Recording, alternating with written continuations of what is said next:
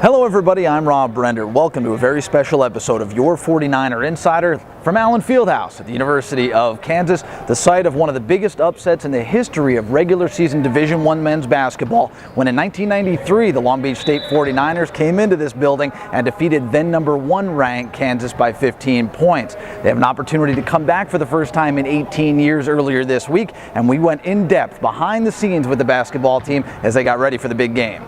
We're inside the famous Allen Fieldhouse Wall of Fame. As you look to your right, we see Wilt Chamberlain's photo up on the wall, played here between 1957 and 58. A little bit further down the hallway, a look at Danny Manning, maybe the best player in the history of the Kansas Jayhawk program, the leading scorer and rebounder in KU history, and the list goes on and on. Obviously, great players have played here when the program was started by Dr. James Naismith back in 1898. It took Dan Munson just 4 short years to repair a Long Beach State men's basketball program and take it to a Big West Conference regular season championship, winning it in March of 2011. This year's team returns a host of all-league players, 7 seniors, and the Conference Player of the Year, Casper Ware, to a ball club that hopes to get back to the championship ring and make a run at the NCAA tournament. The words high expectation you've heard uttered around this office for the last 7 or so months since the end of last season and coming into this one. What does that mean to you? Does that mean that this team is number one, prepared to be even better than they were a year ago, or are you concerned at all that there's any additional pressure on the program in general? Bit of an unassuming guy, soft-spoken guy, but when he gets out on the court, very ferocious on the boards. Well, again, he's just got a, as you said, kind of a quiet game.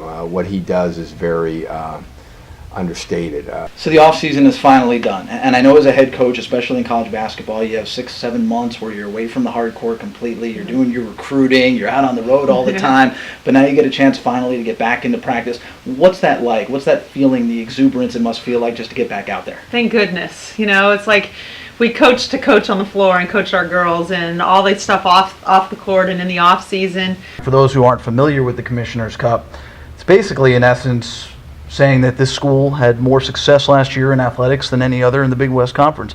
Has to be gratifying for you. You know, it's really good. To have all your programs to be the best in the conference, I think says a lot about the institution, about the student athletes and the coaches that you have. So, as most of you may know, women's soccer is in the midst of an outstanding season. With a pair of victories on the Central Coast this past weekend, they've now won 5 consecutive games, and they're 9-3-1 overall.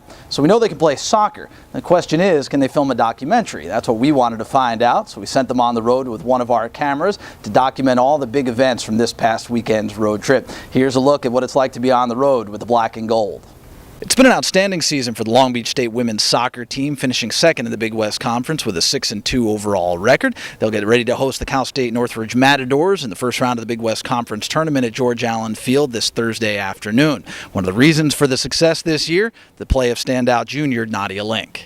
So 13-5-1 on the season. You finish in second place in the Big West Conference. I know going into the year, obviously you always want to finish first, and that's certainly a goal of yours, but finishing second, not that bad behind a very good UC Irvine squad. Talk about what the season was like for you.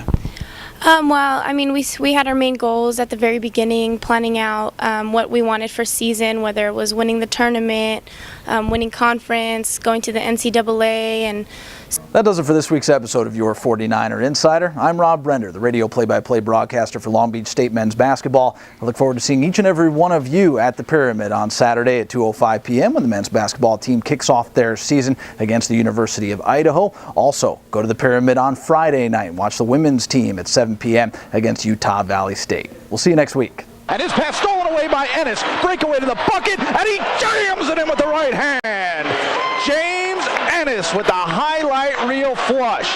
Up top, Robinson rises and fires and knocks it down. 17 feet away.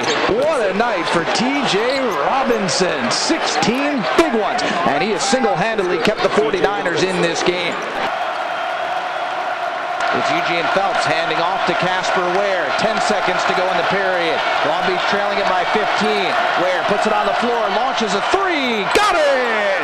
Casper Ware from downtown. Outside Anderson for 3. Bang!